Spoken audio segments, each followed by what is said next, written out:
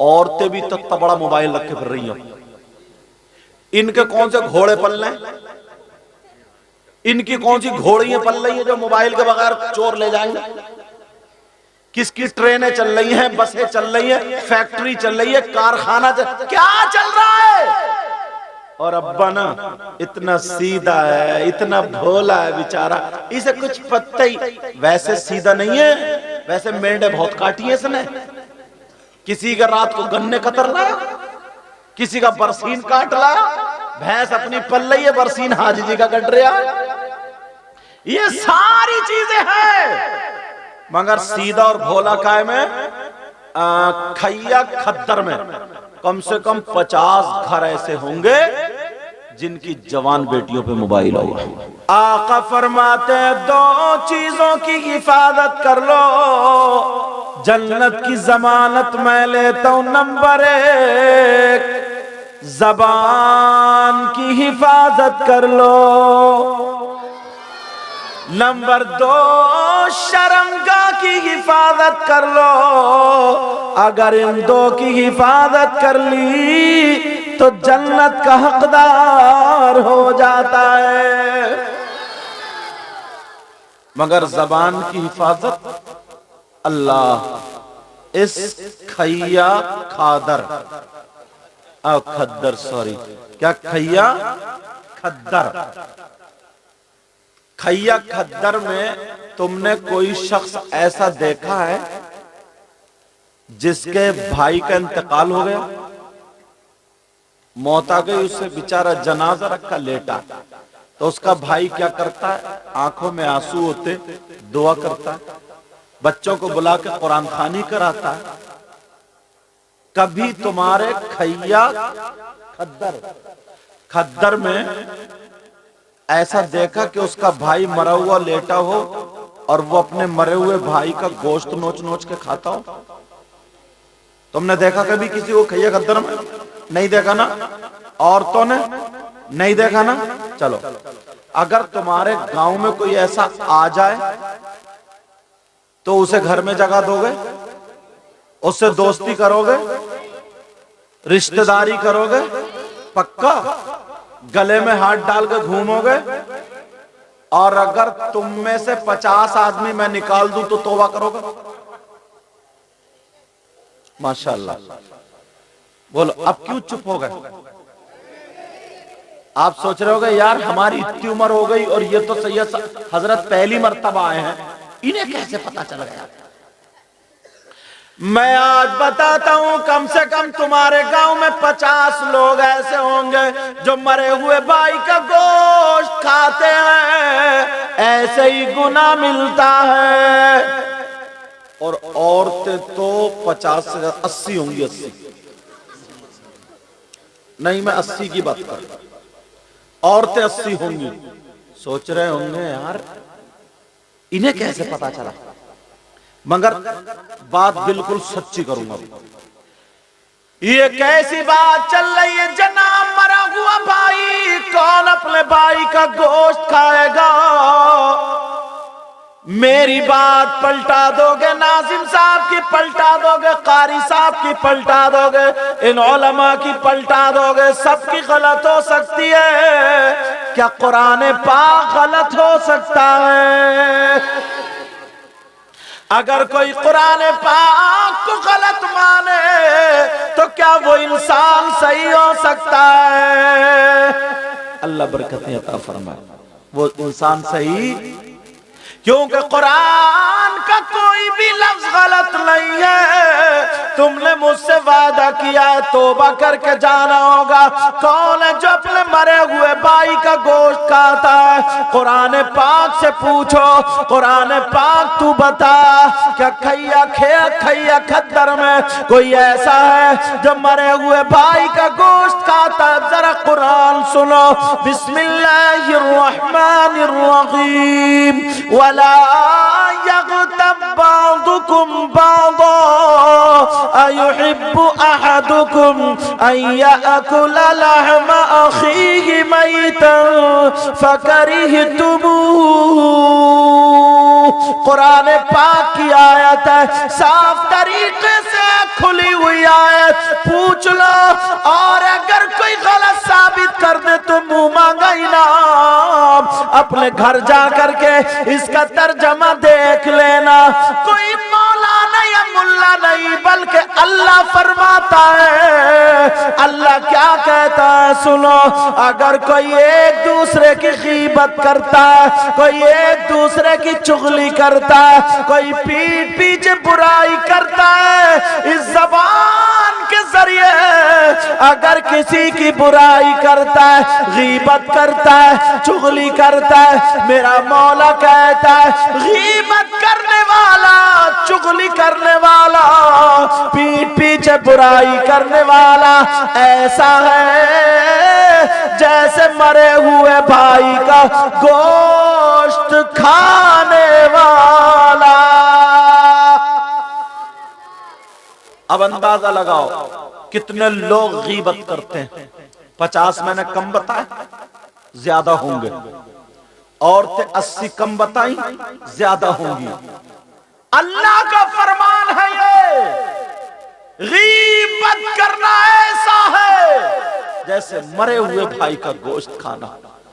अल्लाह चौराहे पे बैठे, बैठक में बैठे, इधर आधर बैठे, तेरी गीबत मेरी गीबत, इधर की उधर की गड़बड़। और यहां तो अल्लाह का फजल है जनाब, मैं हिंदुस्तान में घूमता हूं, कमेटी वालों हिंदुस्तान में घूमता हूं, अल्लाह का फजल है कहीं कहीं जलसा होता है ना, तो मुसलमान ही बाज बाज इतना बड़ा कमबख्त है, कभी पुलिस को कभी किसी को फोन कर देता है ताकि इनका जलसा खराब हो जाए। जलसा किसका है? किसी के बाप का, रसूल पाक का है हिम्मत जो हश्र में मुंह दिखा लोगे। इस गांव का तो मुझे पता नहीं है क्या हाल। मैं इस वजह से बात कह रहा हूं क्योंकि इस चैनल वाले मेरी तकरीर कैच करते हैं। अगर कहीं ऐसा हो तो वो अपनी जबान, अपने फोन को रोक के रखे। इतना हजरत, इतना जलन, हसद, कीना बगा, एक दूसरे की गीबत करना ऐसा है जैसे मरे हुए भाई का गोश्त खाना। 2 औरतें नबी की बारगाह में गई, तंबीहुल गाफिलीन किताब है उसमें लिखा है। 2 औरतें गई, आका फरमाते हैं तुम दोनों अपने मरे हुए भाई का गोश्त खा कर के आई हो। जब इतना कहा तो दोनों कहने लगी आका नहीं खाया है। मेरे नबी जलाल में खड़े हो गए और उनसे कहा खड़ी हो, वहां पर जाकर के हल्क में उंगली डाल के तय करो, अभी दूध का दूध पानी का पानी हो जाएगा। हल्क में उंगली डाल के जब तय किए, अल्लाह अल्लाह, जब पलटी हुई है तो देखा गोश्त की बोटियां और लोथड़े और टुकड़े निकल रहे थे। उन दोनों की चीख निकल गई, कहने लगी आका हमारी माँ पे कुर्बान, हमारे बाप आप पे कुर्बान, हमारी औलाद आप पे कुर्बान, आका सब कुछ हमारा आप पे कुर्बान। हमने गोश्त नहीं खाया था, मगर ये बोटियां कहां से आई? नबी बोले मुझे मालूम है, मगर जब तुम घर से चली थी तो किसी की गीबत करती हुई चली थी। और गीबत करना, चुगली करना ऐसा है जैसे मरे हुए भाई का गोश्त खाना। अल्लाह, गीबत करोगे आज के बाद? नहीं करोगे तो हाथ उठाओ। और सुनो, हाथ उठाए रहो। तुम्हें अल्लाह और रसूल का वास्ता, अगर नबी के बच्चों से मोहब्बत करते हो और अल्लाह से डर के तौबा की नियत से हाथ उठा रहे हो तो उठाए रहो। और अगर तुम्हारे रस्मी नारे या ऐसे तो रख लेना।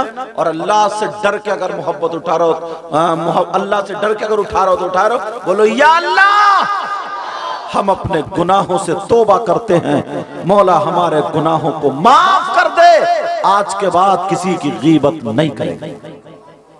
रख लो यार। मैं बताऊं, पता नहीं क्यों मेरा दिल भर आता है यार। इन बच्चों से पूछो इन्होंने कितनी मेहनत की, चंदा किया, हमारी तारीख के लिए कितने फोन किए। इनसे तो डायरेक्ट बात ही नहीं हुई। अक्का शाहपुर के हाफिज मोहम्मद दानिश, जो कलियर शरीफ में रहते हैं, समझे, मुझे लगता है साबिर पाक का करम था, वहां से ये तारीख मैं तुम्हारे यहाँ आया हूँ।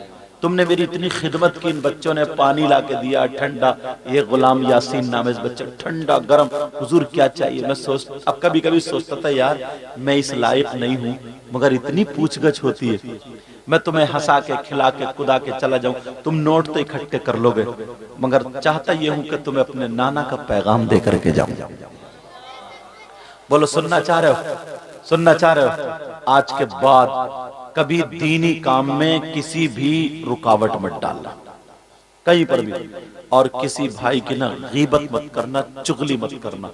सारी दुनिया गलत हो सकती है मगर अल्लाह का कलाम गलत। अब सुनो, दूसरा पॉइंट उठाता हूं। अच्छा मेरी बातें समझ में आ रही है? ऐसा तो नहीं है जोश में होश में सब गड़बड़ हो रहा? इम्तिहान ले लूं, फेल तो नहीं हो गए? पक्के में सुनना चाह रहे हो तो फिर हाथ उठाओ, कौन कौन सुनना नहीं चाह रहा?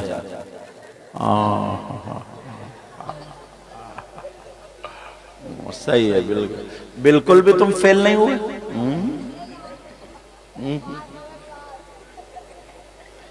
अच्छा आप इन कमेटी वालों ने भी उठा दिया कि हम भी सुनना नहीं चाह रहे, ये जो बिल्ले डाले हुए। मैं तुम्हें इसलिए ये मैंने बात तफरीहन की ताकि तुम्हारा जहन फ्रेश कर दूं। अब दूसरा सबक पढ़ा रहा हूं, दूसरा सबक, क्योंकि ताकि तुम्हारी गुनूदगी और ये सब भाग जाए ना और जहन फ्रेश हो जाए। अब तैयार हो जाओ सुनने के लिए। ये कितने प्यारे लग रहे हैं बैठे हुए ना, ऐसा लग रहा है बिरयानी की प्लेट आने वाली है। बैठ रहे बैठ बैठ बैठ बैठ बैठ। अब वो दो बच्चे ऐसे लग रहे हैं जैसे दीवार रोकने के लिए पिल्लर खड़े करें। बैठ जाओ, बड़ी जल्दी बैठ गए, जल्दी। एक बात बताऊं, एक बात सुनो हजरत, जब मैं नेपाल गया ना, नेपाल तकरीर करने, सुनने की बात है, जब मैं नेपाल गया तो एक हकीम जी, उन्हें पता चला कि सैयद साहब है हजरत, तो वो बड़ी मोहब्बत से हाथ चूम रहे हैं, कभी कुछ कभी कुछ। हुजूर बोले किसी चीज की जरूरत, मैंने कहा बताओ यार कौन सी चीज मशहूर है? तो वो हकीम थे, उनको वही बात याद, चोर होता तो उनको चोरी के गुण याद होते, कोई शराबी होता तो उसे पौए याद होते, यही सब बात, पहलवान होता उसे दाव याद होते। बोले हजरत यहाँ की सलाजीत मशहूर है। सलाजीत वो है जो पत्थर के आंसू हैं, मतलब मोम की तरह निकलती है पत्थर से, और उसे चने से आधी दूध में घोल करके अगर पियो ना तो घुटनों में दर्द नहीं होता, कमर में दर्द नहीं होता, पूरी रात खड़े रहो ना तो दर्द नहीं होता। तो मैं ये सोच रहा हूँ या अल्लाह, ये जो खड़े हैं इनके सलाजीत तो हाथ नहीं लग गई। अच्छा इतनी देर से इनके घुटनों में दर्द ही नहीं हो रहा। अच्छा वो सामने वाले कहाँ की सलाजीत पी के आए? नहीं, उन्हें इजाजत है, क्योंकि बैठ के मैं दिखूंगा नहीं। बैठ के अगर तुम भी बेटा अगर थक जाओ ना तो खड़े हो सकते हो, जब थक जाओ तो खड़े हो सकते हो। अच्छा अब ये पक्का हो गया कि इन्होंने सलाजीत नहीं पी है, ये तो मानोगे ना? चलो दुरूद शरीफ पढ़े। अल्लाहुम्मा सल्ली अला सय्यिदिना मौलाना मुहम्मद व बारिक वसल्लिम सलातो व सलाम अलैका या रसूल सल्लम। एक शेर पढ़ता हूं फिर शुरू करता हूं। कौन कहता है, कौन कहता है कि लफ्जों का खजीना लिख दो, कौन कहता है कि लफ्जों का खजीना लिख दो, कौन कहता है,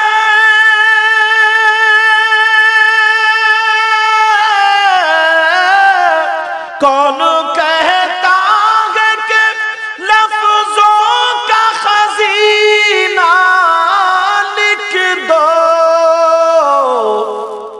दिल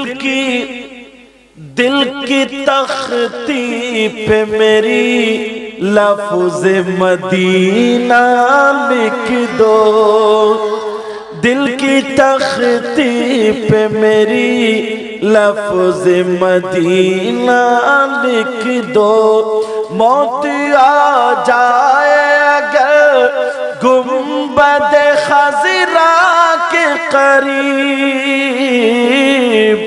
मौत आ जाए अगर गुंबद खज़रा के करीब, ऐसे ऐसे मरने को भी तारीख में जीना लिख दो, हाँ जीना लिख दो, दिल की तख्ती पे मेरी लफ्ज़े मदीना लिख दो। मुझे लग रहा है शेर पढ़ने में तुम लोग उठ जाते हो। अल्हम्दुलिल्लाह। अब तुम लोग बैठ जाओ जल्दी से, अब पैसे मुझे मत दो अभी, जब मैं जाऊं ना तो बाद में मुसाफा कर लियो, और अगर याद ना रहे ना तो सुबह को फजर की नमाज पढ़ने जाओगे इंशाल्लाह तो मस्जिद की गुल्लक में डाल दियो। अब बेटा, और अगर आओ तो आराम से चुपके से, माशाल्लाह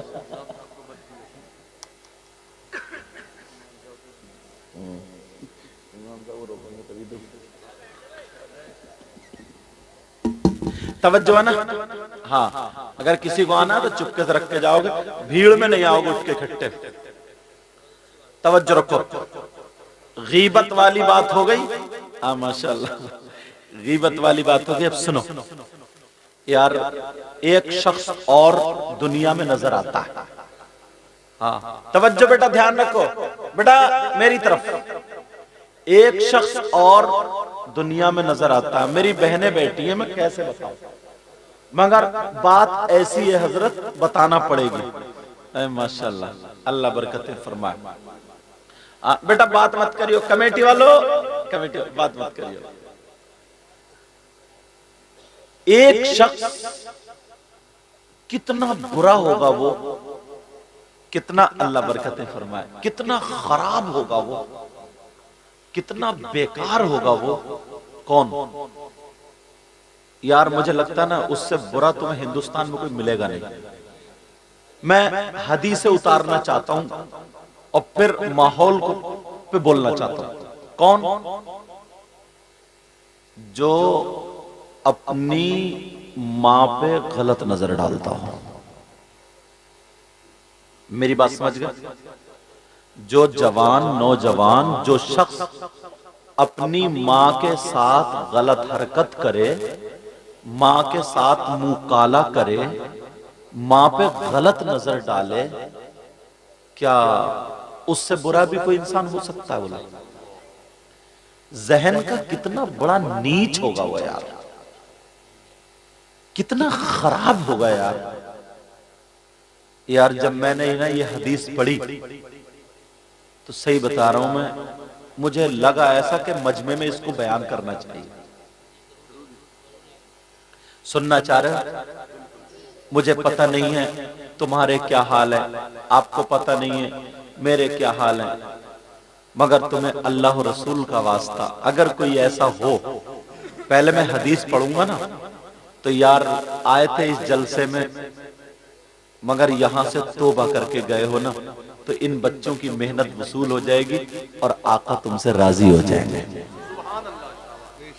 और इन उलमा की मौजूदगी में ये बड़ी मेहनतें, बड़ी कम तनख्वाह में मेहनतें करते, कौन इंसान है वो? कितना बुरा होगा, कितना नीच होगा, कितना खराब होगा। सुनना चाह रहे हो? सुनाओ। अगर कोई ऐसा तुम्हारा दोस्त हो, कोई ऐसा मिलने जुलने वाला हो तो उस तक पैगाम पहुंचाओगे। और ये चैनल वाले ना आते ना, इनसे कि ये फायदा है, समझे? अच्छी अच्छी बातें डाला करें, बुरी बातों को, जैसे कभी कभी झगड़े में, कभी कभी कमेटी वालों में या किसी में लड़ाई झगड़ा हो जाता ना, तो वो बातें ना डाला करें क्योंकि वो दूर तक जाती है। अब किससे पूछेंगे कौन है वो शख्स? किससे पूछना? तो प्रधान जी से नहीं पूछना, इमाम साहब से नहीं पूछना, मौलवी साहब से नहीं पूछना, मुफ्ती साहब से नहीं पूछना, तो फिर किससे पूछोगे? अल्लाह के बाद सबसे अफजल वाला हमारे आका है, आका से पूछ लो। ये आका है, अगर जिधर से निकल जाए तो पत्थर इन पे सलातो सलाम पढ़ने लगे, दरख्त इनकी बारगाह में हाजिरी देने लगे। ये आका अगर आसमान की तरफ इशारा कर दे तो डूबा हुआ सूरज पलट आए, चांद की तरफ इशारा कर दे तो चांद दो हिस्सों में बट जाए। आका खैया खद्दर के गयूर मुसलमानों ने, सीधे साधे भोले भालों ने 50-100-1000 रुपए चंदा करके बड़ी मेहनत करके जलसा किया। आका जरा बता दे वो शख्स कौन है जो इतना बुरा अपनी माँ के साथ गलत नजर रखने जैसा हो, माँ के साथ गलत हरकत करने वाला हो। अब जरा सुनो नबी का फरमान सुनो, आका का फरमान सुनो। जिस नबी का कलमा पढ़ते हो उन्हीं नबी की हदीस सुनो। आका फरमाते हैं तुमने सूद का नाम सुना होगा, तुमने ब्याज का नाम सुना होगा। सूद जो लेते हैं, सूद जो देते हैं, सट्टा खेलने वाले, जुआ खेलने वाले, रिश्वत लेने देने वाले, सूद का कारोबार करने वाले, सुन ले नबी फरमाते हैं सूद का जो गुनाह है उस गुनाह के 70 दर्जे हैं। इतना बड़ा, इतना बड़ा, इतना बड़ा, इतना बड़ा, इतना बड़ा। सुन लो जरा तवज्जो से सुन लो। आका फरमाते हैं 70 दर्जों में सबसे छोटा वाला दर्जा ऐसा है जैसे अपनी माँ के साथ सगे बेटे का जिना करना। कितने लोग हराम का लुक़मा खा लेते, कितने लोग सूद का रुपया खा लेते, कितने लोग जुआ खेल लेते। अब तो मोबाइल पे जुआ चल रहा है, बक्की बात पे जुआ चल रहा है, और क्रिकेट पे जुआ चल रहा है, सट्टा लगाया जा रहा है, हराम का लुक़मा ज़बान में मुंह में आ रहा है। अल्लाह अल्लाह मेरे भाई और मेरी बहनें तो इसमें है ही नहीं। भाइयों सुनो, मैं तुमसे हाथ जोड़ के कह के जाता हूँ, तुम्हें गोश्त मिले या ना मिले, बकरा मिले या ना मिले, खाली चटनी से खा लेना, मगर सूद और रूपी, सूद का रूपिया, ब्याज का रूपिया किसी का हक हरगिज़ मत खाना। नबी फरमाते हैं सूद और ब्याज का गुनाह ऐसा है जैसे सगे बेटे का माँ के साथ मुंह काला करना। 5% लोग हैं, या गांव देहात में क्या होता है इन्हें पता नहीं है, मगर ये सूद का आ रहा है। बताऊं कैसे? किसी ने 2 एकड़ जमीन ले ली या 1 एकड़ जमीन ले ली, 2 हैं, इनकी जमीन है, ये ले रहे हैं, इन्होंने इनको 50,000 रुपए दे दिए या 1 लाख या 2 लाख रुपए दे दिए। जब ये जमीन छोड़ेंगे, जब ये पूरे के पूरे पैसे पलटा देंगे, उसको रुपया फिराओ बोलते हैं। समझ रहे मेरी बात? ऐसे जमीन लेते रैन, कुछ ऐसे लेते हैं कि 2 लाख रुपए के लिए, लेकिन 3 साल में या 4 साल में पूरे हो जाएंगे, उधर पैसे पूरे हो गए, जमीन छोड़ दी, वो जायज है। या ठेके पे ले ली कि इतना अनाज तुम्हारा, इतना हमारा, ये भी जायज है। मगर उस पे लेना कि 2 लाख रुपए दे रहा हूं, उस वक्त तक जमीन नहीं छोड़ूंगा जब तक कि तुम 2 लाख रुपए पूरे ना दो, चाहे 50 साल हो जाए, कितने ही साल हो जाए, वो 2 लाख रुपए देगा तो ये जमीन छोड़ेगा। ये नाजायज और हराम। समझ में आ गई बात? ये नाजायज, गांव वाले इसमें ज्यादा मुलव्विस हो जाते हैं, इसलिए मसला नहीं छोड़ा। अल्लाह अल्लाह प्यार हराम का लुक़मा मुंह में मत आने देना। कितने लोग ऐसे कहते हैं यार हमारी दुआएं कबूल नहीं हो रही, इतनी दुआ मांग रहे हैं, इतनी दुआ कबूल। यार नबी से तो एक मर्तबा पूछा होता तुमने, सबसे पूछते हो दुआएं कबूल नहीं हो रही, और अब तो ये कहते ही नहीं है दुआ कबूल नहीं हो रही ना।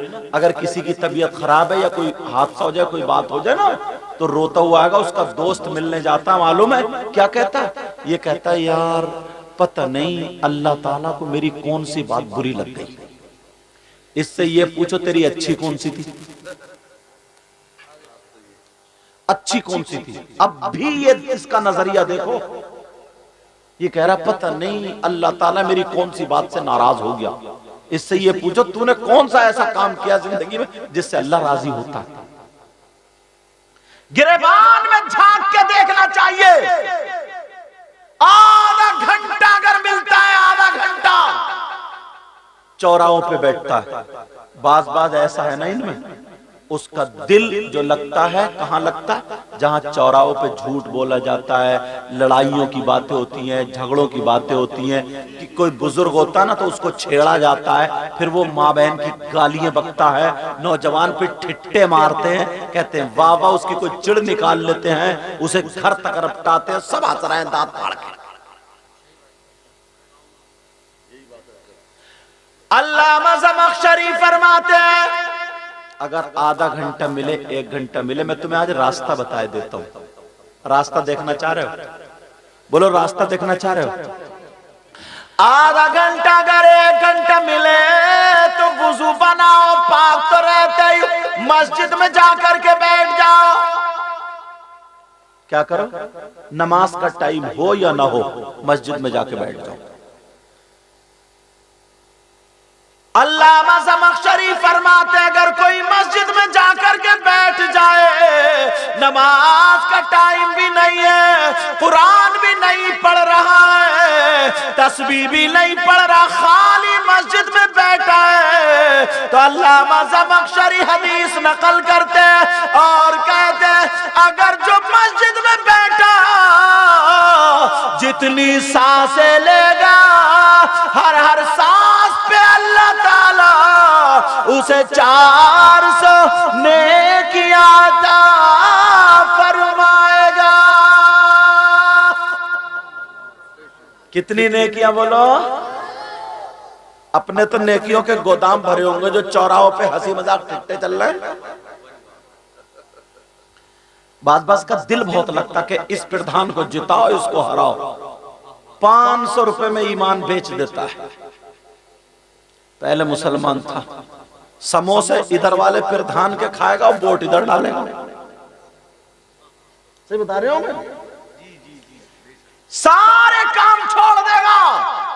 कोई प्रधान अच्छा काम कर रहा है, तुम्हारा हक है उसे वोट देके जिता दो, ताकि वो गांव में काम आए और गांव वालों के काम आए और दीन और इस्लाम के काम आए।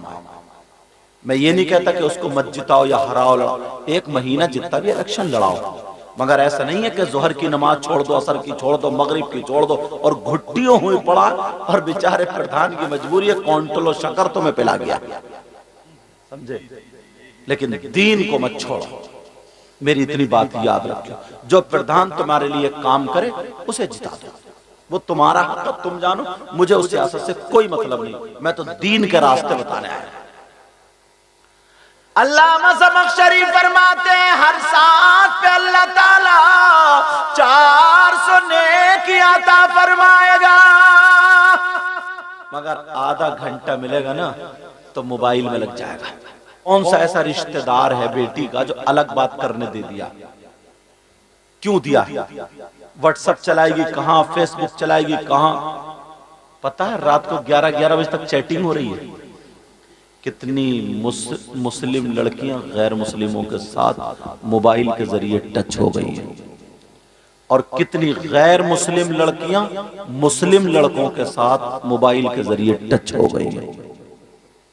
जो लड़की खैया खद्दर से निकल के कभी बाहर नहीं गई, उसे मुरादाबाद में छोड़ दूं, घर नहीं मिलेगा, मगर बंबई का फैशन उसके पास है। बाल देख लियो कैसे झटके मारती चलती है, आस्तीन देख लियो कहां तक है, गला चिरौआ देख लियो कहां तक, पहनावा देख लियो कहां तक। वो फिल्में बनाने वाली औरतें, किसने बताया ये ढंग?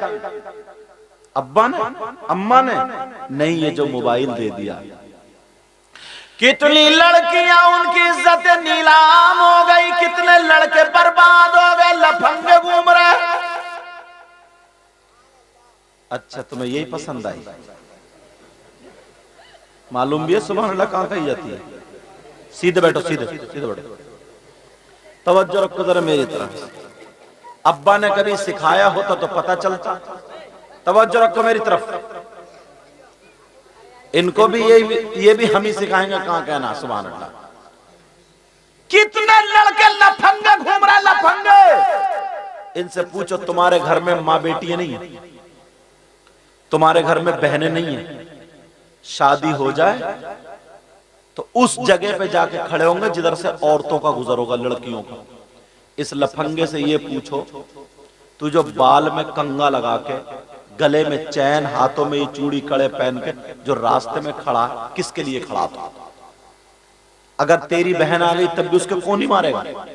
अम्मा आ गई उसके कौन ही मारेगा? चच्ची आ गई तो कौन ही मारेगा? यार कुछ तो सिखाओ। बेटी को मोबाइल की जरूरत नहीं, अगर इन्हें देना तो दीनी किताब दो, इस्लामी किताब दो। आज ये जो फैशन पहने, फैशनीले कपड़े जो पहने फिर रही है, आज ये जो मेकअप में लदी फिर रही है, आज बेहयाई की चादर ओढ़े पड़ी है, किसी को शर्म हया गैरत नहीं है। पुरानी औरत से देख लो, अपने भाई के सामने खड़ी नहीं होती थी, ये अपने बाप के सामने दुपट्टा यहाँ लगा लेती है, अपने भाई के सामने दुपट्टा इधर लगा लेती है, अपनी माँ के सामने दुपट्टा इधर लगा लेती है, अपने चचा ताऊ खालू मामू कोई टोकने वाला नहीं है। मैं तुमसे कह करके जाऊंगा, याद रखो ये माँ बाप की जिम्मेदारी है। कोई मौलाना हमारी बेटी को दुपट्टा नहीं उड़ाएगा, कोई इमाम साहब दुपट्टा नहीं उड़ाएंगे, कोई पीर साहब दुपट्टा नहीं उड़ाएंगे।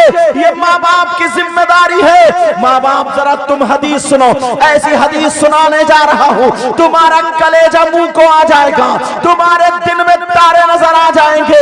जरा सोचो, आज शादियों में जो तुम्हारी बेटियां ऐसे दुपट्टा इधर आधा टांग लेती हैं, उनका जिस्म छुपता नहीं है, जो बाल फैला करके चल रही है। और बात जगह तो ऐसा है, अगर बारात आती है, फूलों की डलिया हाथ में ली, स्वागत के लिए खड़ी है, वेलकम के लिए खड़ी है, जैसे नाचने वाली पहले खड़ी होती थी, जैसे कोटे पे अपना जिस्म बेचने वाली खड़ी होती थी। अरे तू मुसलमान है, तेरी शर्म आया गैरत कहां चली गई है? तेरी 18 साल की बेटी जो ये इस्तकबाल के लिए खड़ी है, तेरी 15 साल की बेटी जो फूल लेकर के खड़ी है, स्वागत बारातियों का कर रही है, दूल्हा पे फूल मार रही है, साड़ी पहन पहन के आ रही है, ना माँ बोल रही है ना बाप बोल रहा है, मगर मेरे नबी क्या बोले हैं जरा सुनाओ। इन कमेटी वालों को मुबारकबाद देना कि इन्होंने ये जलसा किया है, ये हदीस हम तक पहुंची है।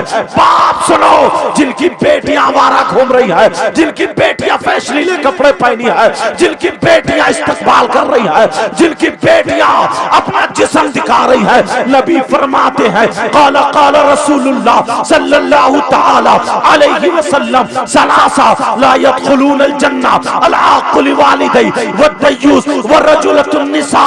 नबी फरमाते हैं, मैंने हदीस इसलिए पढ़ दी ताकि कोई ये ना कह दे अपनी तरफ से बात बता के चले गए। नबी कहते हैं 3 लोग जन्नत में नहीं जा सकते। ये कौन कहता है? कोई मौलाना नहीं कहता। आका फरमाते हैं 3 लोग जन्नत में नहीं जा सकते, और नबी जिसे रोक दे कोई मौलाना जन्नत में नहीं ले जा सकता, नबी जिसे रोक दे तो कोई पीर जन्नत में नहीं ले जा सकता, अगर नबी जिसे रोक दे तो कोई इमाम जन्नत में नहीं ले जा सकता, अगर नबी जिसे रोक दे कोई आलिम मुफ्ती जन्नत में नहीं ले जा सकता, अगर नबी रोक दे तो उसकी नमाजें जन्नत में नहीं ले जा सकती, नबी रोक दे उसके हज जन्नत में नहीं ले जा सकता, नबी रोक दे उसकी ज़कात नहीं ले जा सकती, नबी जिसे मना कर दे उसका जलसा जन्नत में नहीं ले जा सकता, जिसे नबी मना कर दे कोई दुनिया का माई कलाल उसे जन्नत में नहीं ले जा सकता, नबी जिसे रोक दे किसी का बाप जन्नत में नहीं ले जा सकता। नबी फरमाते हैं 3 लोग जन्नत में नहीं जा सकते। एक तो माँ बाप का नाफरमान जन्नत में नहीं जा सकता, जिसकी बेटियां दुपट्टा दुपट्टा शादी में यहाँ लगा लेती है, वो माँ बाप सुन ले जिसकी बेटियां सरों से दुपट्टा उतार के फेंक देती है, वो माँ बाप सुन ले जिनकी बेटियां चूड़े लगा करके अपना जिस्म दिखा रही है, वो माँ बाप सुन ले जिनकी बेटियां मोबाइलों पे चैटिंग कर रही है, वो माँ बाप सुन ले जिनकी बेटियां फैशनीले कपड़े पहन रही है, वो माँ बाप सुन ले नबी फरमाते हैं जिसकी बेटियां आवारा घूम रही हो, जिसकी बेटियां फैशनीले कपड़े पहन रही हो, जिनकी बेटियां बेपर्दा घूम रही हो, जिनकी बेटियां मोबाइलों पे गैर लड़कों से बात कर रही हो, फिल्में देख रही हो, मूवीज देख रही हो और लोगों से टच हो रही हो, तो नबी फरमाते हैं वो माँ बाप दयूस है और आका फरमाते हैं दयूस जन्नत में नहीं जा सकता। नबी ने रोक दिया तुम्हारी नमाजें नहीं ले जा सकती, नबी ने रोक दिया तुम्हारा हज नहीं ले जा सकता, बेटियों की वजह से नबी फरमाते हैं वो माँ बाप जन्नत में नहीं जा सकते हैं, और नबी जिसे मना कर दे कोई माई का लाल जन्नत में नहीं ले जा सकता। कभी सोचा, कभी गौर किया? मैं जानता हूं तुम्हें ये मेरी बात कड़वी लग रही है, मुझे मालूम है तुम्हें ये बात मेरी बुरी लग रही है, क्योंकि कोई घर अब ऐसा है ही नहीं, कोई घर ऐसा नहीं है हज़रत, कोई घर ऐसा नहीं, चाहे वो कमेटी वाले हो या मैं हो या तुम हो, कोई घर अब ऐसा नहीं है जिसकी बेटियां जवान हो और फैशनीले कपड़े ना पहने। शादियों में देख लो, अल्लाह, बच्चियों को तो छोड़ो 15-16 साल की, 40-40 साल की अधेड़, बूढ़ी घोड़ी नई लगाम, पुरानी दीवार नया पैंट, ब्यूटी पार्लर पे जा रही है, झुर्रियां खत्म कर रही है, चेहरे की झुर्रियां। तेरी झुर्रियां तो ना कब्र में देख कितनी पटापट हो, जब गुर्ज पड़ेगा तो पता चलेगा। शर्म हया गैरत उठा के रख दी है यार। मेरे नबी की बेटी फरमाती है सैयदा फातिमा, अल्लाह इजाजत हो तो बता दूं, थोड़ा बुरा लग रहा है यार, एक बात बताऊं, मैं कहां जाऊं, किसे सुनाऊं?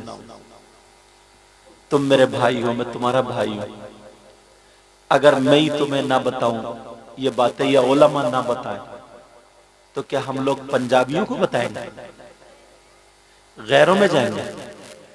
ये उंगली कटे तो तकलीफ यहां होती है, ये कटे तो यहां होती है, ये कटे तो यहां, ये कटे यहां। आप जानते हो हमें भी तकलीफ होती है, किसी शादी में पहुंच जाओ ना तो यार हमें शर्म आती है, ऐसे खूंटे खड़े होंगे वो चुटले, ऐसा पहनावा होगा, बस ऐसे दुपट्टा इधर को फैला के यहाँ पे टांग लेगी और बाल ये फैले हुए और ऐसे चलेगी ऊंची एड़ी, लगता पता नहीं क्या बन जाए, जैसे सन 2000 के भूत यही आ गया, सन 2024 के।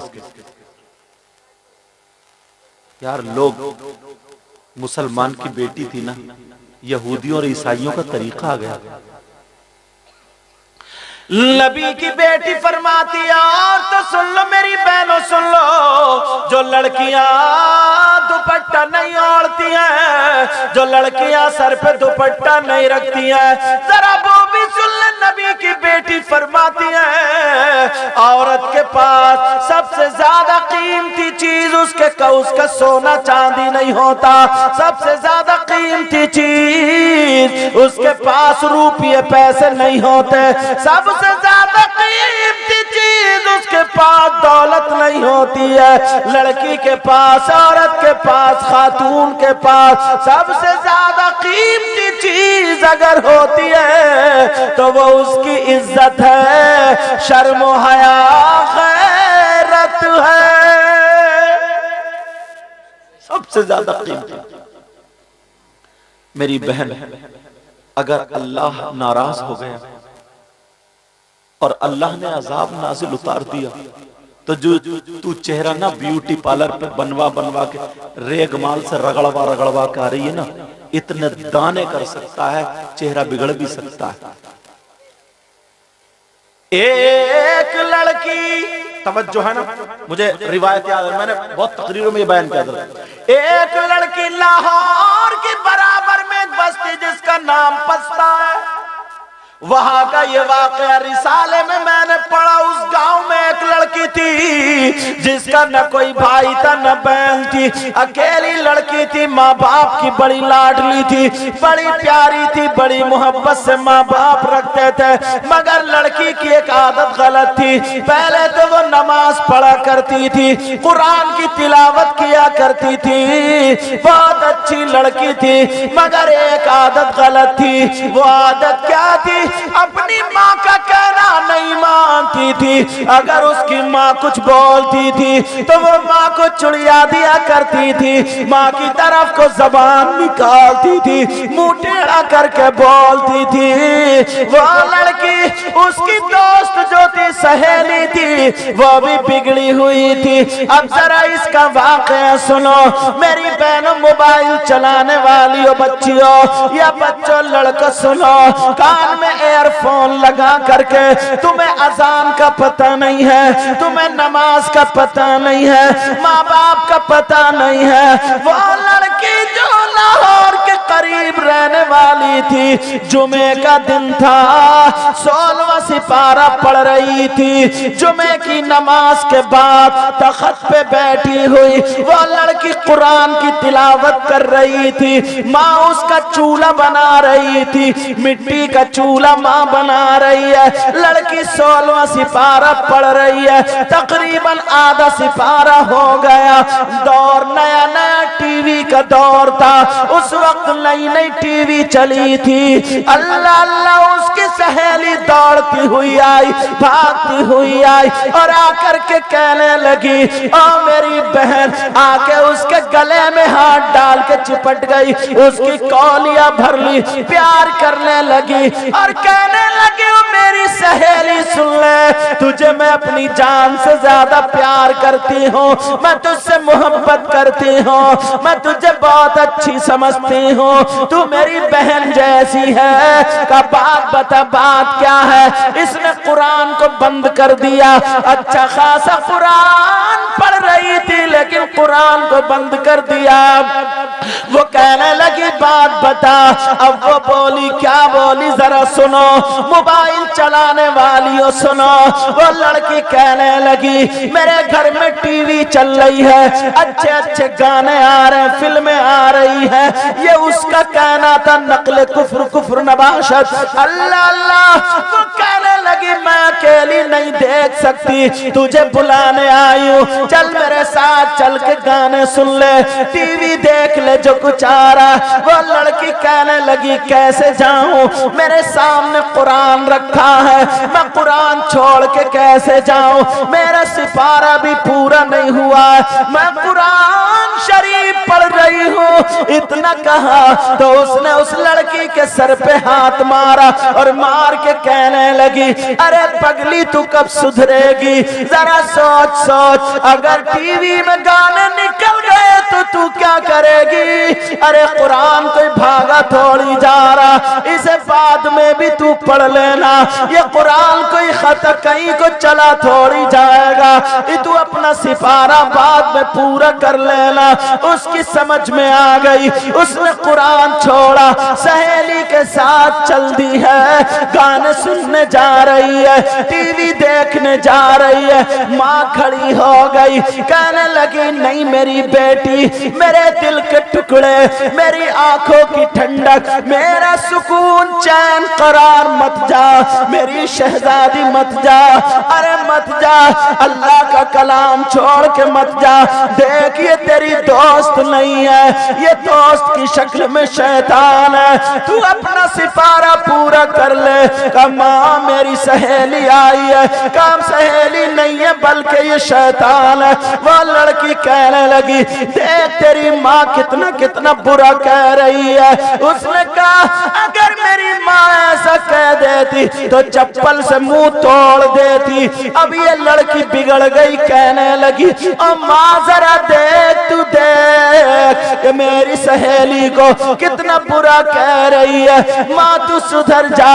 लड़की ने माँ का कहना नहीं माना, और टीवी देखने चली गई। अल्लाह, कितनी बच्चियां ऐसी हैं जो अपनी माँ का कहना नहीं मानती। 14-14, 15-15 साल की लड़कियां अगर माँ कुछ कह देना तो माँ की तरफ को आंखें निकालती, गर्दन टेढ़ी करती। अगर इनके मतलब की चुटिया ना हो, इनके मतलब का जूड़ा ना हो, इनके मतलब का मेकअप ना हो, इनके मतलब के फैशनीले कपड़े ना मिले तो ये खाना नहीं खाती। माँ को जलील करती है। तवज्जो है ना? माँ को परेशान करती है। माँ कहती रही मेरी बेटी मत जा, मेरे लाल मत जा, मेरे दिल के टुकड़े मत जा। उसने माँ को आंखें दिखाई और मुंह चुड़ाई और चली गई। उस लड़की ने जो देखना था देखा, टीवी में जो भी आ रहा, और देखने के बाद जब आई, लेकिन अल्लाह नाराज हो चुका था। मेरा मौला गजब में आ गया था। अल्लाह ने कहा तू कुरान को छोड़ के गई है, अपनी माँ का कहना नहीं माना। मेरी बच्चियों, तुम्हें अल्लाह और रसूल का वास्ता अपने इन भाइयों को, कमेटी वालों को दुआएं देना और कभी अपनी माँ का कहना मत डालना। तुम्हारी माँ कभी नहीं चाहेगी मेरी बेटी गलत हो जाए। अगर तुम्हें डांटे, तुम्हें झिड़के, यहां तक कि तुम्हें खूब डांटे, तब भी तुम माँ की नाफरमानी मत करना। कभी ऐसा मत करना कि तुम अपनी माँ का कहना ना मानो। हमेशा अपनी माँ का कहना मानना। वो लड़की वहां से आ गई। अब उसने सोचा कि कुरान पाक में पूरा कर लूं। सिपारा जो बचा था, बात समझ में आ रही है ना? हाथ उठा कर अल्हम्दुलिल्लाह बोलियो। देखो अल्हम्दुलिल्लाह, माशाल्लाह, रख लो। वो लड़की कुरान पाक पूरा कर लूं। अल्लाह, उस लड़की ने आकर के तख्त पे बैठी और माँ रोती रह गई। माँ का कहना नहीं सुना। माँ दुआएं कर रही थी, ऐ अल्लाह मेरी बेटी से नाराज मत हो जाना, ये भी नादान छोटी बच्ची है। मगर अल्लाह गजब में आ गया।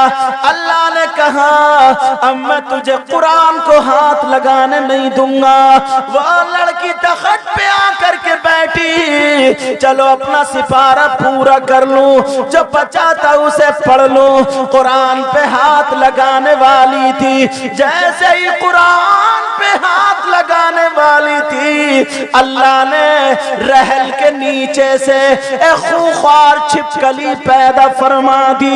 ऐसी छिपकली जो निकली उस लड़की की पेशानी पे चिपट गई और लड़की को काटने लगी, लड़की को डसने लगी, लड़की चीखने लगी, चिल्लाने लगी और कहने लगी माँ मुझे बचा लो, माँ मुझे बचा लो, माँ मुझे ये छिपकली खाए ले रही है, माँ बचा लो।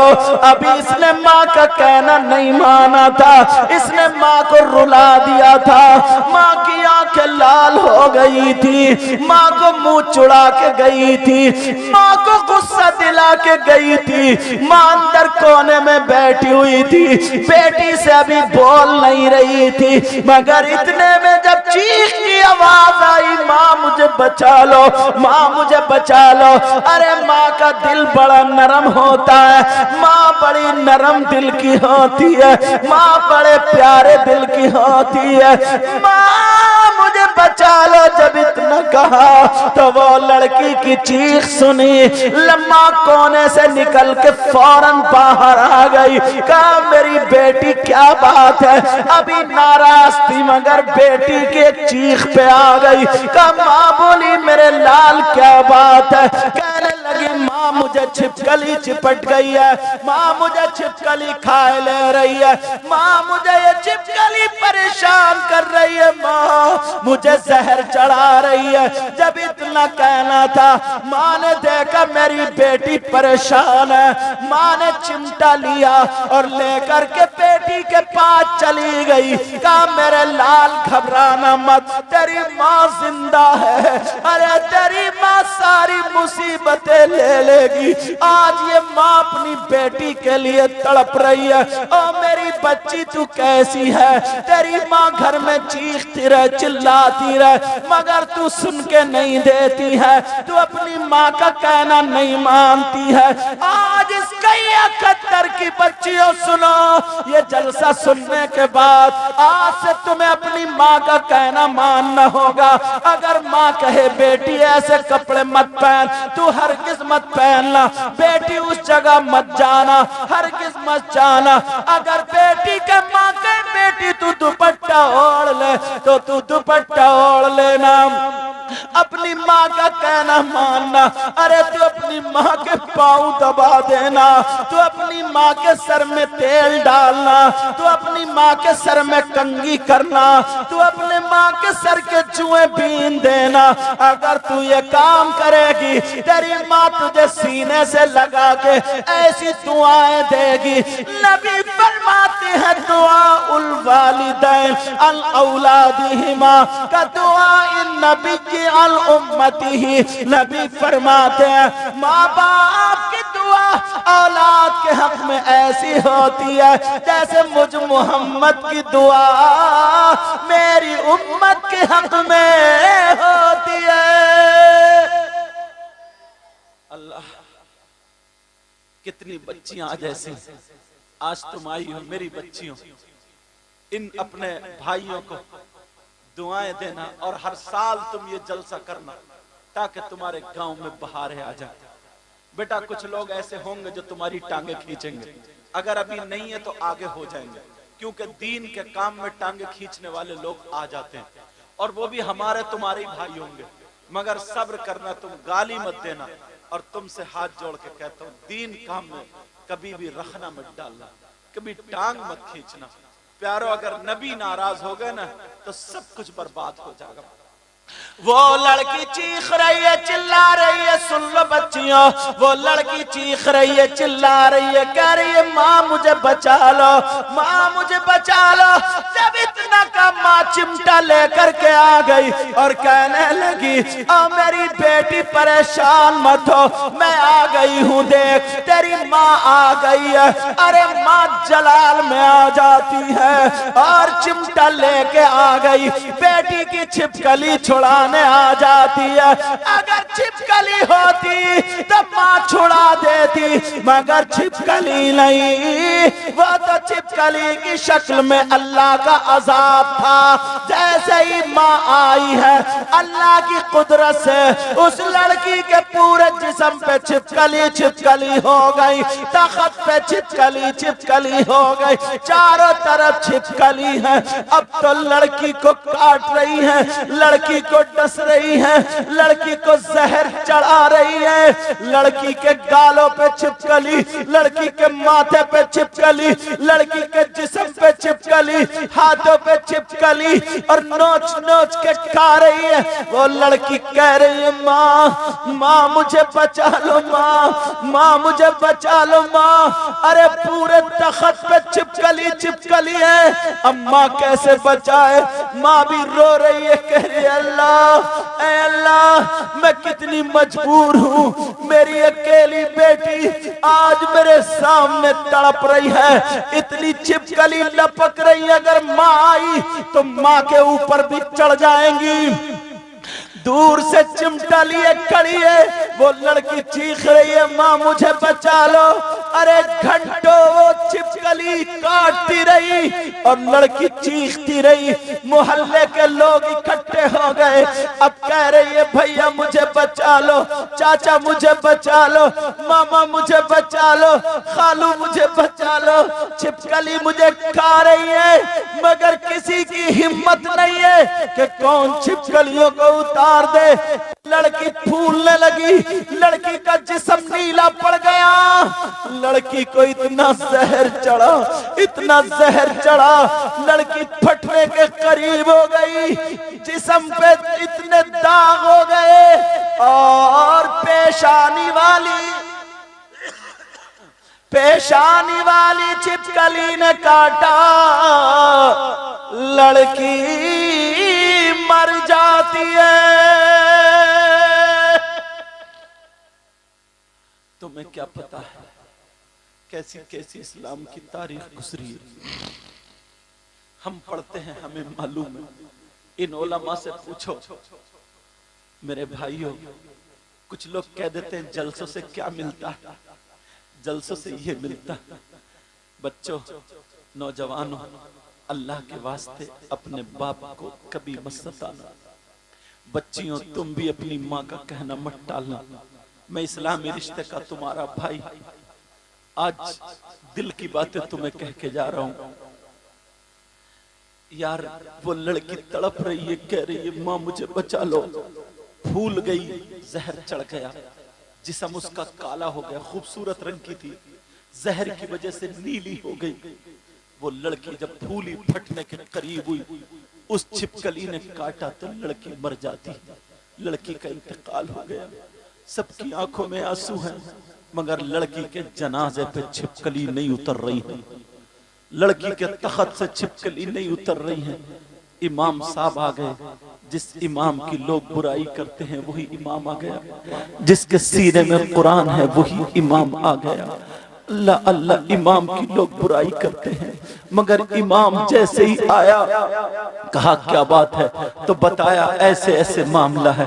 इमाम समझ गए कि इन पे अल्लाह का अजाब है। कहीं से टीवी की आवाज आने लगी, कहीं से गानों की आवाज आने लगी। जब आवाज आई तो छिपकली गायब हो जाती है, आवाज खत्म हुई तो फिर छिपकली मौजूद हो जाती है। लोगों ने कहा इसके जनाजे पे टीवी चला दो। अल्लाह अल्लाह, मुसलमान की बेटी, वहां पे कुरान पढ़ा जाता, मगर मुसलमान की बेटी के जनाजे पे आज टीवी चल रही है, आज गाने हो रहे हैं। मेरे भाइयों, मेरी बच्चियों और बच्चों, माँ बाप का कहना कभी मत टालना। अब वो लड़की के जनाजे पर टीवी चल रही है, गाने चल रहे हैं, तो छिपकली गायब हो जाती है। टीवी और गानों के सहारे उस लड़की को गुस्ल दिया गया, कफन पहनाया जाता है। जैसे ही कफन पहनाया, टीवी हटाई तो फिर छिपकली आ जाती है। लोगों ने कहा टीवी रख दो, उस लड़की का जनाजा टीवी के साथ जा रहा है। अरे कलमा शरीफ पढ़ा जाता, कलमा शहादत पढ़ा जाता, लोग उसके लिए दुआएं करते, मगर उस लड़की ने अपनी माँ का कहना नहीं माना और कुरान को छोड़ के सहेली के साथ चली गई। अगर तुम सहेली के साथ जाओ और तुम्हारी माँ तुम्हें रोके तो मेरी बच्चियों, माँ का कहना कभी मत डालना, अपनी माँ को राजी रखना। बाज बाज माँ डांटती है, मगर वो दिल की बड़ी अच्छी होती है, बड़ी प्यारी होती है। तुम्हें हक नहीं है कि पलट के उसको जवाब दे दो। अल्लाह अल्लाह, वो माँ बाप है। अब उस लड़की का जनाजा टीवी के साथ जा रहा है। सारे लोग कह रहे हैं देखो, तू कर रहे हैं गैर, अपने तो अपने गैर भी, गैर मुस्लिम कह रहे हैं मुसलमानों का जनाजा आज हमने पहली मर्तबा देखा है, जो गानों के साथ जा रहा था, जो टीवी के साथ जा रहा था। कब्रिस्तान लेकर के पहुंच जाते हैं। जैसे ही कब्रिस्तान में पहुंचे हैं, टीवी हटाई, चलो कब्र में उतार दो। जैसे ही टीवी हटाई, छिपकली फिर आ जाती है। जल्दी से टीवी रखी, छिपकली गायब हो जाती है। अल्लाह अल्लाह, टीवी के साथ उस लड़की को दफन कर दिया जाता है। अरे मुसलमान की बच्ची है, उसकी कब्र में अहदनामा रखा जाता, उसकी कब्र में बेरी की लकड़ी जो है वो पड़ के रखी जाती। उसकी कब्र के सरहाने, उसकी कब्र के सरहाने सूरह बकर की शुरू आखिरी आयतें पढ़ी जाती, 35 को भी आखिरी आयतें पढ़ी जाती।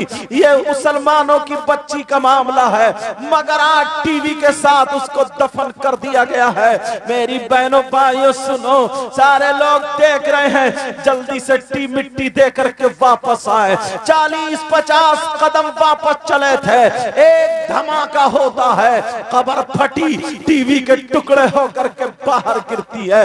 लोग जब गए तो फिर देखा तो कब्र बंद हो जाती है, सारे लोग जाकर के सो जाते हैं, लेकिन माँ को नींद नहीं आ रही है। माँ रो रही है अपने शौहर के सामने, मेरी अकेली बेटी थी चली गई, मेरी बेटी से अल्लाह नाराज हो गया, उसने मेरा कहना नहीं माना, अल्लाह ताला का अज़ाब नाजिल हो गया।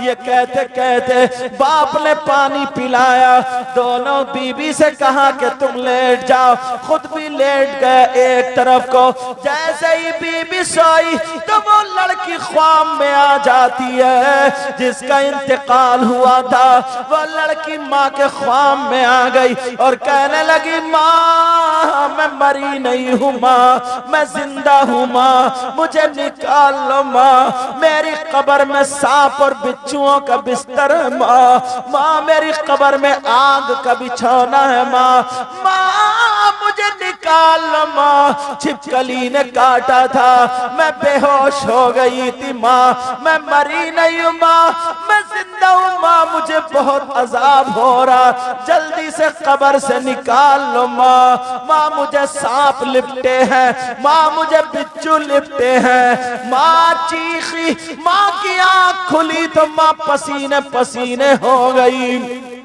माँ की चीख निकल गई, शौहर की आंख खुली, क्या बात है, कहा मेरी लड़की जिंदा है, मेरी लड़की मरी नहीं है, मेरी लड़की बेहोश हो गई थी, कहा बात बताओ बात क्या है, कहा मैंने ऐसे ख्वाब देखा, कहा नहीं नहीं मैंने देखा लड़की मर चुकी है, पूरे गांव ने देखा लड़की मर चुकी थी, तेरी बेटी पसंदीदा, तुझसे प्यार, तू उससे प्यार करती थी, इकलौती बेटी थी, वही ख्याल ख्वाब में बदल गया, आ मेरे पास लेट जा। दोनों मियां बीबी बराबर में लेटे, अब वो लड़की बाप के ख्वाब में आ गई, अब्बा मुझे निकाल लो, मेरे अब्बा मुझे यहाँ मत छोड़ो, अब्बा मुझे सांप काट रहे हैं, अब्बा मुझे बिच्छू लिपटे हैं, मेरे बाबा जानी मुझे निकाल लो, मेरी कब्र में आग है, आग मेरे जिस्म में भर दी गई है, अब्बा मैं परेशान हूँ, मरी नहीं हूँ, जिंदा हूँ, कब्र खोलो निकाल लो। बाप की आँख खुली, बाप भी पसीने पसीने, तो इमाम साहब को बताया, इमाम साहब के ख्वाब में भी आ गई, सारे नमाजियों हाजियों के ख्वाब में आ गई, 7 दिन गुजर गए, लोगों की नींद हराम हो गई। सारे लोगों ने कहा चलो वैसे भी तो मर ही रहे, चलो देखते हैं कब्र में लड़की जिंदा है या मर चुकी है। अल्लाह अल्लाह, जब कब्र खोलने के लिए गए पूरा गांव चला गया, और लड़कियां सुन लो जो तुम अपनी माँ का कहना नहीं मानती हो, आज अपने इस भाई की तकरीर सुन के जाना और माँ का कहना हरगिज मत टालना।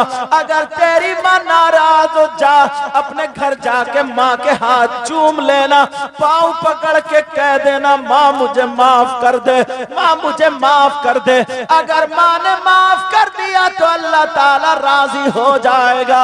अल्लाह अल्लाह सुनो, अब वो लड़की की कब्र खोलने के लिए जब गए इमाम साहब भी पहुंचते हैं। इमाम साहब ने 4 आदमियों का इंतखाब किया जो सबसे ज्यादा निडर थे, ना डरने वाले थे, उनका जब इंतखाब किया, अल्लाह अल्लाह, जैसे ही कब्र खोली 4 आदमियों ने, और मेरे भाइयों सुन लो, जैसे ही कब्र खोली और जब कब्र खोल करके देखा तो वो लड़की कब्र में जिंदा बैठी थी। अरे जिंदा तो थी मगर थी किस हाल में, सांप और बिच्छू चिपटे पड़े थे। एक सांप तो 4 मुंह वाला था, 2 मुंह नीचे को 2 ऊपर को थे, और वो लड़की के पांवों से लपेटा मार के, कमर में लपेटा मार के, सीने पे लपेटा मार के, गर्दन में लपेटा मार के, ऊपर वाले मुंह से उसके नाक के नथने पकड़े था और दूसरे मुंह से जबान की जड़ें पकड़े हुए था, और नीचे वाले मुंह से, नीचे वाला मुंह यहाँ पर अपने पांव उस लड़की के पांव पे यहाँ पर लगाए हुए था, दूसरा पाँव दूसरे पाँव पे लगाए हुए था। लड़की तड़प रही थी जैसे बिजली का करंट लग गया हो। लोगों ने जब देखा तो लोगों की चीखें निकल गई, कुछ औरतें भाग छूटी, अरे कुछ बेहोश हो जाते हैं। मगर यही इमाम जिसकी लोग बुराई करते हैं, इस इमाम की चीख तो नहीं निकली मगर आंखों में आंसू आ गए। यही इमाम, इसने जब देखा अज़ाब इलाही तो इसे नबी याद आ जाते हैं। इसने पढ़ा था, नबी ने फरमाया अगर कहीं तूफान आए तो अजान पढ़ो, अगर कहीं बीमारियां नाजिल हो तो अजान पढ़ो, अगर कहीं जलजले आए तो अजान पढ़ो, अगर किसी घर में जिन्नात हो तो अजान पढ़ो, अगर कहीं बलाएं उतरे तो अजान पढ़ो, तूफान आए अजान पढ़ो, बारिश या किसी भी शक्ल में सैलाब आए तो अजान पढ़ो, अगर कहीं पे अल्लाह का अज़ाब नाजिल हो तो अजान पढ़ो। इसी इमाम ने अपने कानों में उंगलियां लगाई और आंखों को बंद कर लिया।